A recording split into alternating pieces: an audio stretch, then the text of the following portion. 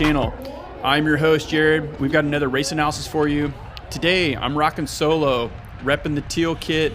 We are in Spartanburg, North Carolina for the first day of Speed Week 2022. This is the Cat 2-3 field. It was supposed to be a 45-minute race, but for some reason, I'm not sure if our first couple laps were slow or whatnot, but we only got to race for 30 minutes. Race promoters, if you're listening, give me my extra 15 minutes, man. I was going to make a move. Y'all just didn't let me. Either way, I did this race last year. I did the 4-5 race. So if you haven't seen that video, check it out. It's a good way to kind of give a different perspective from one year to the next and going from a different field. Checked out Ryder right there in the green. Guys are checking up in front of him, having to make a little dodge to get around those guys. So if you guys haven't done this course or don't know anything about it, turn 3 and 4 are the turns you got to watch out for. There's a specific line you need to take coming into 3, and then coming out of turn 4, it narrows up.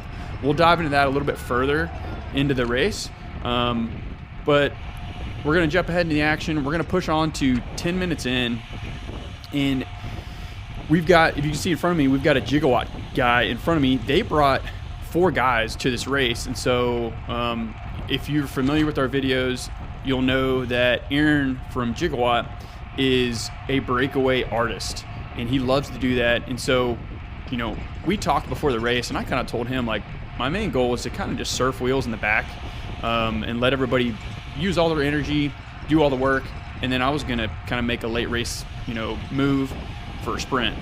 But when Aaron showed up with all these guys, it just kind of makes sense that there's going to be a breakaway at some point, and we're 10 minutes in, and it's happening right now. We can't see way up in the field because I'm in the back surfing wheels of like 40 guys.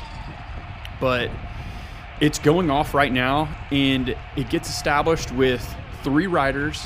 I don't know the other 2 riders that are with Aaron from Gigawatt, but they get established. And the reason I kind of was caught off guard by this is Gigawatt does such a great job on our Tuesday night crits about blocking and being in good position that, I can kind of see them trickled out throughout the peloton right here. And I'm just like, oh, well, they're not organized. Nothing's going to go. Later, do I hear the announcer come over the PA system to let us know, hey, there's a gap. There's how many riders are in it, blah, blah, blah. So it's just one of those things that it does pay to be at the front of the race so you know what's going on, and so you don't miss out on stuff like that. But I wasn't too worried. I thought, this being a 2-3 race, that it was going to be a lot harder for a break to get established, because I've ridden with a lot of these guys. They're strong, they're hungry, but sometimes just stuff gets away, and the cards fall right for those guys up in the front, and it sticks.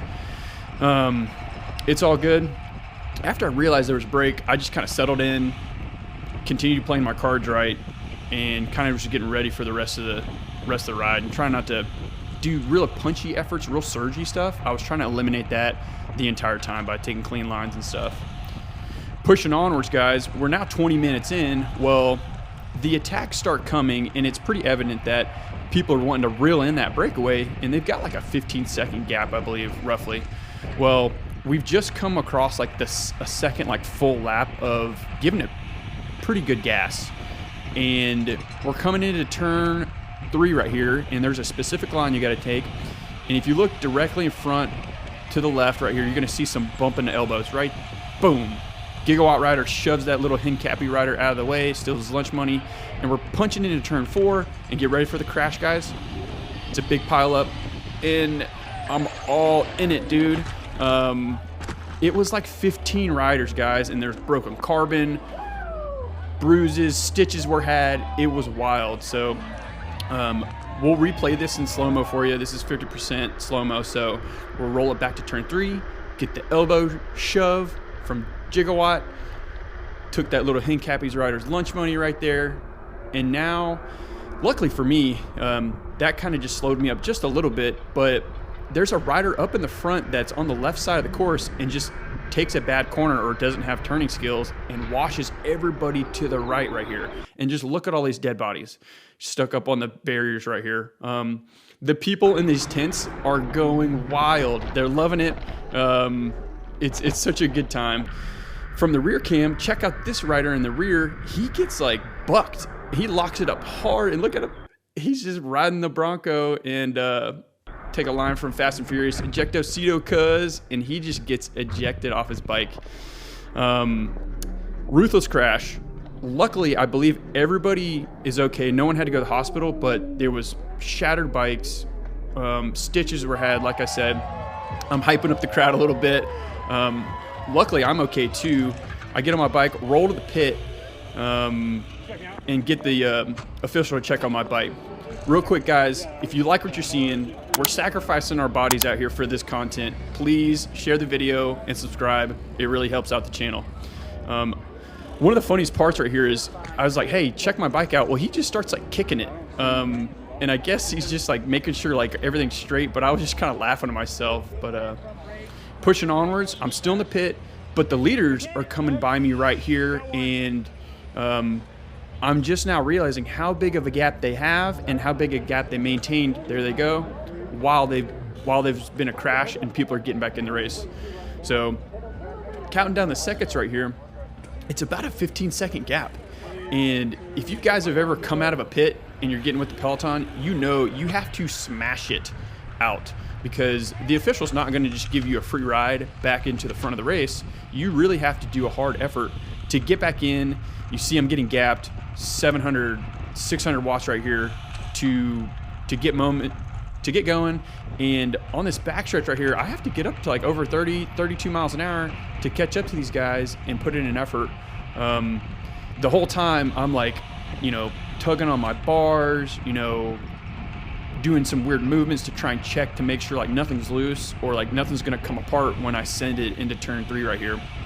So luckily the bike's good.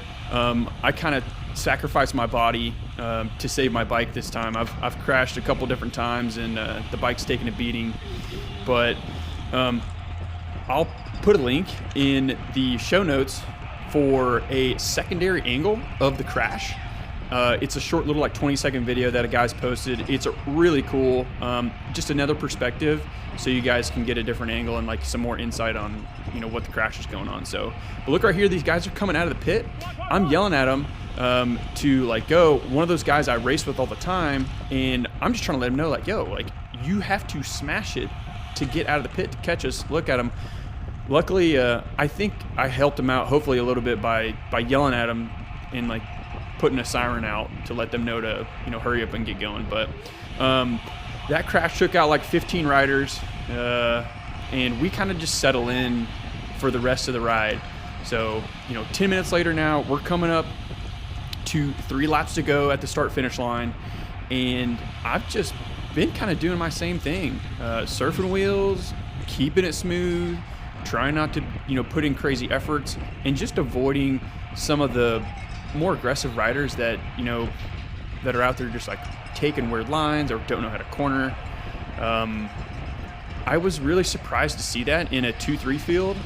It just lets you know that people and kids or whoever are just getting stronger, and that does not mean bike handling skills come along with that. So for everyone out there, smashing it, good luck, be safe. It's going to be a while, I think, to get everybody back up to speed on how it was a couple years ago in criterium racing.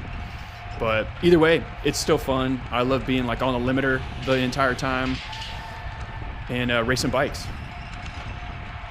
Well, getting back to the action, guys. Again, we're halfway through with 3 to go. At the line, will be 2 to go. And, I know a lot of people's like MO is like, oh, 2 to go, I'm going to move up. Well, guess what? That's what everybody does. So I've really got to be cognizant and mindful of like where gaps opening up, and I'm slowly moving up here. Guys have been giving up the outside all day long, so I've been taking notes, being smart. I know where it's going to slow down each time too. It slows down right after the finish line where it flattens off of the hill and it starts to taper back down. And this little right-hand gap has always been open, so you don't really have to like hit your brakes or tap the brakes to lose momentum. You just take it nice and easy. And I put in a little dig right here to keep my speed up, to maintain my position through the turn 2. And right here on this backstretch, the speeds are really ramping up. Playing it smart, watching guys' body language. You can tell this guy right here in front of me, the Valicious rider in the Miami colors, is either he's just got a lot of movement on the bike or he's been working, all day. I do a little feint entry right there into turn 3 to block my position on the inside.